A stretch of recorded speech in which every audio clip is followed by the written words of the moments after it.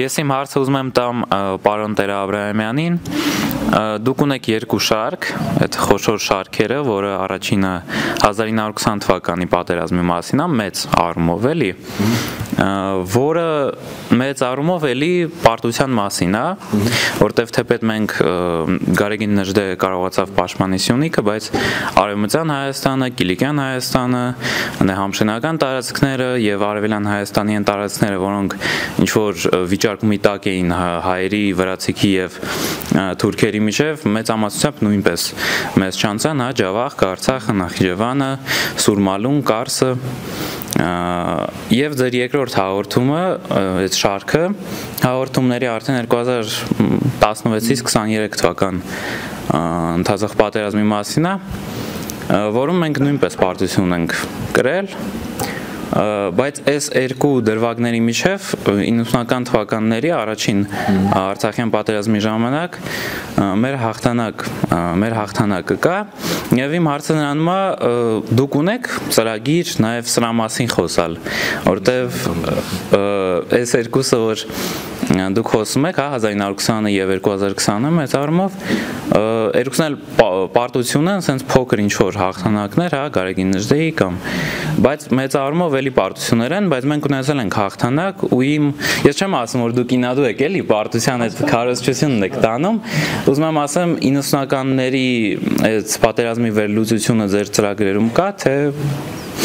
Դե կարճ պատասխանեմ Համլե ջան, շատ կուզենայի որ լիներ, իհարկե շատ կուզենայի, բայց ցավոք սրտի ես չեմ այս պահին գոնե կարծում, որ ես բավականաչափ տիրապետում եմ նյութին, որտեղ ես նման թեմային չեմ կարող ուղղակի ասենք իմ մտքերը ու կարծիքները ասեմ, ասենք այն ռուս-թուրքական վանդակում ես ամեն դեպքում նյութ հատակ, այսինքն սկզբնաղբյուրներ, չգիտեմ հիշողություններ, հիմնական սկզբնաղբյուրների հետ եմ աշխատել ու շատ ավելի քիչ պատմագիտականի հետ, բայց նյութ է, ասենք սկսած այդ 10-20 թվի թերթերից, որ ամբողջությամբ կարդացել են, վերջացած հուշերով, չգիտեմ փաստով թղթերով եւ այլն։ Այս մեկի մեր պայքարի մեջ իմ փորձն է, որտեղ ես ներգրաված եմ եղել, ասենք որպես ինչ-որ չափով քաղաքականության հետևող եւ այլն, բայց 90-ականների մասով ոչ են ունեն, ոչ են։ Ես իմ կողմից անպատասխանատու կլներ, եթե ես հիմա վերցնեմ, ասեմ, այդ էլ կվերլուծեմ, որտեղ ես հասկանում որ Հայաստանում ընդունված է, որ նույն մարդը ամեն ինչի մասին կարող վերլուծի, ասենք, ինձ մեկ-մեկ զանգում են լրագրողները, ասում են, ինչ եք մտածում Թուրքիայի ընտրությունների մասին, կներես այսօրնեք, ասում ես ինչ կարող մտածեմ Թուրքիայի ընտրությունների մասին, ես թուրքական քաղաքական համակարգից տեղակ չեմ, այդտենց ուղղակի ինչ որ բան ասեմ, որ թերթում մի բան կարդացել եմ, ես էլ իմ կարծիքս ատնեմ, չէ։ Ցավոք չեմ կարողանա։ Եթե ունենայի ազատ ժամանակ, դա ես կարծում 3-4 տարվա լուրջ աշխատանք պետք է արվի, որ դա ես կարողանամ պատրաստել, ես կարծում եմ հիմա այս ժամանակը չունեմ, բայց ես դրա համար ուրախ եմ, որ Վլադիմիր Իլիչն մի հատ լավ բան ուներ, ասում էր, իհարկե շատ հետաքրքիր է գրել հեղափոխության մասին, բայց շատ ավելի հետաքրքիր է իրականացնել հեղափոխությունը եւ այդպես ինքը մի հատ գիրք էր գրում Գասուդարստվի ռևոլյուցիա անավարտ մնաց, որովհետեւ գնաց հեղափոխություն իրականացնելու այտենց հիմա ես ուրախ եմ, որ ես այդ ժամանակը չունեմ։ Այդքան, բայց եթե մի օր լինի, կանենք։ Ուղղակի մի բան կարամ ավելացնել։ Մենք մեր գրասենյակում 5 դասախոսություն ենք խնդրել Էդիկ Արաքելյան, որ առաջի Արցախյանի մասին մանրամասն ներկայացրել է։ Կարծում եմ Էդիկի հետ կարելի է խոսալ կրկնել այդ դասընթացները մի քիչ ավելի լայն ձևով։ Էդիկը ժպտում է միջալս ցանկանում հայտարարել, որ ամսի 8-ին ժամը 11:00-ին օպերա սուիտում տեղանալու Էդիկի զեկույցը ռուս-ուկրաինական պատերազմի մասին առավոտը 11:00, ում հարմար է վերլուծաբան փորձագետ առաջի Արցախյանի մասնակից, վերլուծաբան փորձագետ ու օբյեկտիվ, ռազմական փորձագետ ու օբյեկտիվ ներկայացնող, այսինքն մենք մինչև այս ինչքան շատ լսել ենք հեռուստատեսության բան հետևել ենք, հիմնականում լսել ենք ոչ թե համակարգային կոնկրետ process-ների մասին, այլ ինչ որ մի հատ անձի վերցրել են, աստվածացրել ու այդ անձի շուրջ հերոսապատումներ արել, բովանդակային, այդպես խորքային ուսումնասիրություններ չենք տեսել առաջ Արցախյանի մասին։ Էդիկը դա արել է, Էդիկ ջան, խնդրելու ենք քեզ հարմար ժամանակ գտնենք, չէ։ Նախորդները չկան։ Վիդեոները կան, բայց պետք է նաև մարդիկ կան ժիվոյ, որ հարցեր էլ տան, լիքը հարցեր առաջում։ Պահպանվել են, մասից թե YouTube-ով հետ գորել են։ Ու հա, ինչ է YouTube-ը YouTube-ը ջնջեցին մեր։ Կորել չգիտեք այդ մնաց։ Մեր YouTube-ն ջնջեցին։ Կարող չի պաշտպանել։ Ու մի բան է կարամ ասեմ, եթե դուք վերջացրեցիք։ Եթե ինձ ես եմ հարցնում։ Չէ, ահա այդ դրա հետ կապված էլի։ Դե դուք եք ուղղակի այդ շարքերը վարում, դրա համար ես տեղել հարց լսեցի, կապված, որ մենք կարող էինք արդյոք առանց Ռուսաստանի այդ ամեն ինչը հաղթենք եւ այդ շարքերը, որ նման ինչ-որ վերլուծողական վիդեոներ կան YouTube-ում կամ հարթակներում առաջին պատերազմի մասին, իրանք բոլորը այտենց գրեթե բոլորը այտենց պրոռուսական են ու այտենց քարոզ է տարվում ու անգամ որոշ կարևոր անձեր այդ պատերազմի, օրինակ կոմանդոսը հա ինքն էլ ասում էր, ես լսել եմ ինչպես ինքն է ասում, մենք առանց ռուսների ոչ մի բան չենք կարող անել, ուզում եմ այս քարոզչությունը ոնց որ